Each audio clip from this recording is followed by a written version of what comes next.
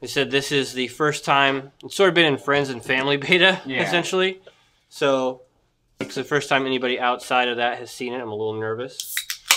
But let's start by picking characters.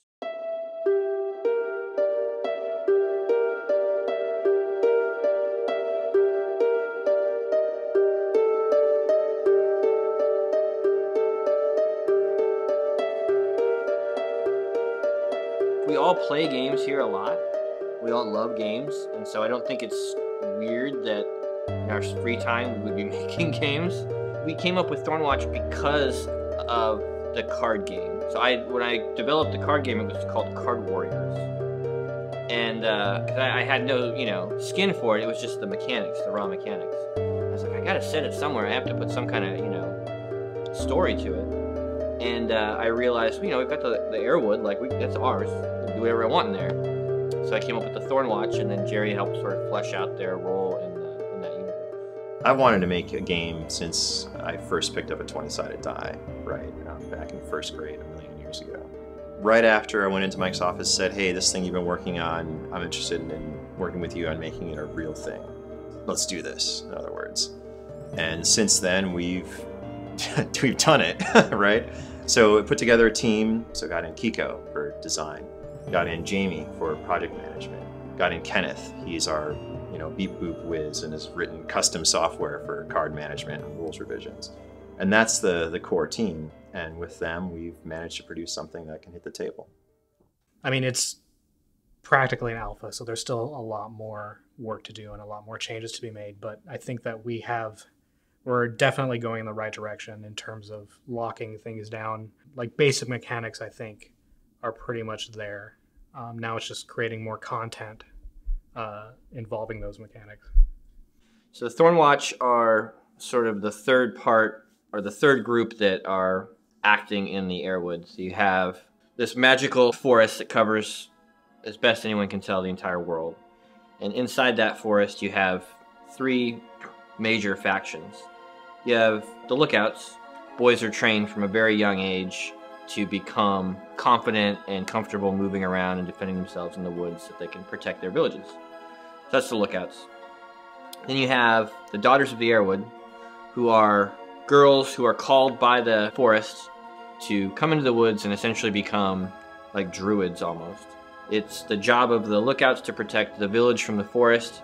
It's the job of the Daughters to protect the forest from the humans. And the third faction would be the Thornwatch. They are made up of people probably from both groups who are either kicked out, disenfranchised, just decided to leave. Whatever their reasons for abandoning their duties are, they have decided to find sort of new meaning for their life in the Thornwatch. And it is the Thornwatch's job to defend the helpless from everything. When people need help, and they can't go to the Lookouts, or they won't go to the Lookouts, or for whatever reason that's not an option, they might sort of remember these old poems, these old songs. A lot of people don't even believe the Thornwatch is real. But in a real desperate situation, some people will stumble into the wood, tie a wreath around a tree, and hope, right? And so that's what you've arrived at right now. This guy his hands are bleeding from tying this wreath, and he's just sort of quietly crying at the base of this tree. The core of the game is about telling stories to your players. You're not a dungeon master that wants to kill your players. You're not trying to do anything but tell them a story. You're just sort of the arbiter of the situation. You're not for the forest, or you're not for the Thornwatch. You're not against the Thornwatch. You are just a part of the world that moves the story along. And we're all really excited for that concept because it's such a cool medium to continue telling this story. Day to day, we've been working this on our free time, so it's not it's not on the schedule. It's not during work hours. We work on it at lunch and after things close down for the night.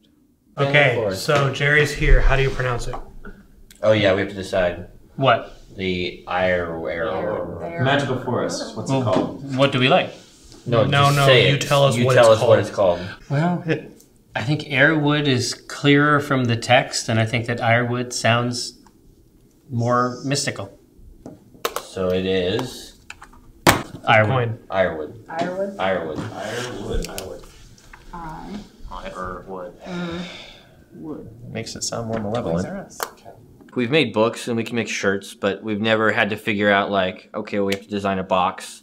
What's in the box? Maps, paper figures, like we have to figure out how to make the minis. But before even all that can come about, like testing it.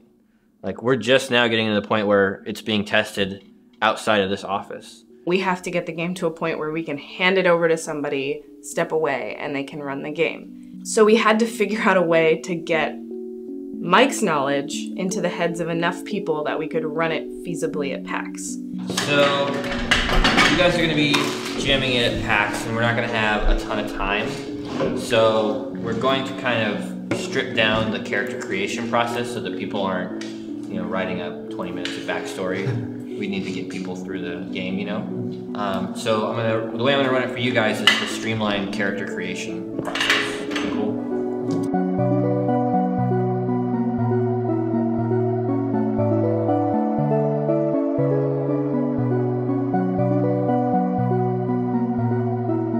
The first session, training session with the GMs, the game changed by the next session. But luckily, we have great GMs and they were able to keep on track and roll with all the changes. One of the design goals of Thornwatch is to get rid of tedium for the Dungeon Master. There has to be a better way to track player success and monster damage. And Mike went back and said, I'll think about it. And the very next day, late afternoon, he comes in, he's like, I got it. I call it the momentum system. And now it's a cornerstone of the entire game. Getting that crop of GMs together was really lucky for us because they were all awesome. They went above and beyond in saying, okay, we'll come to the offices on a weeknight or on a weekend and spend a bunch of hours running this game. Mike ran them through the game, so they saw the very clear, this is how Mike runs it. And then we had them run the game for other enforcers, kind of friends, a closed beta. And then a couple of them actually went to our Card Kingdom day, which wasn't something that we planned. We planned on doing 2 sessions with every GM and that would be it. But so many of them wanted to play more. They wanted to GM more. They wanted to get more practice because they wanted to do the game justice. Like, the game has this incredible addictive quality where as soon as you start playing it or working on it in some capacity, you want to make it happen. You want to help push it along. And they all got that as well. And by the time we got to Card Kingdom, it was like, okay, our GMs are solid. We have total faith in them. Now it's just the actual, like, getting the tables in the right places at the right time, the logistics of the convention center, all of that had to fall into place, and it ended up being perfect. So you got 19 on dice, that's a hit. You get on the line and you just run up and just sword. It hisses, cackles, and starts getting ready to scramble after you.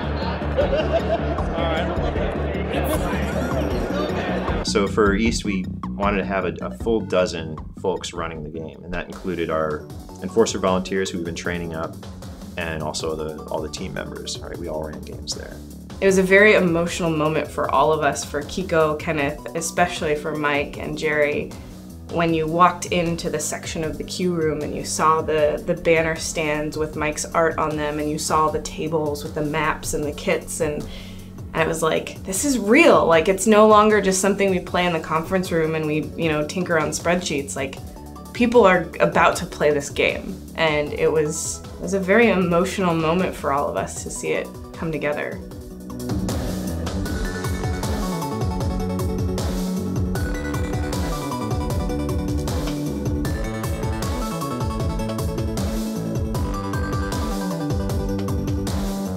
It just went spectacularly great. People seem to really have a good time. And that's the end of my playtest for Thornwatch. Thank you guys very much for playing. Thank you. Thank you. Thank you very much. My hope is that Thornwatch will deliver to the audience a way to interact with the Ironwood, right? For me, it's all about the setting and making sure that that setting is communicated in an authentic way, in an enjoyable way. I hope that this is just the beginning of board games or game design becoming a thing here at Penny Arcade, because I really think it's super fun and rewarding. I like playing games. Like, I like playing games, and being a dungeon master taught me that I like making them too. This is the first time I've tried to do anything like this, and it's, it's mine. Like, it's my baby. It's very important to me. You've heard of like the sizzle and the stake and all that stuff, right? So our stake, our cards and dice and maps and stuff like that. But our sizzle is allowing people to come in and explore this world-spanning, incredibly dangerous magical forest in ways that Mike and Jerry, specifically want to guide them. It's their stories and their setting presented to the players. Based on how excited they are on delivering that, and based on the reception from PAX East, I think it's going to be quite the thing.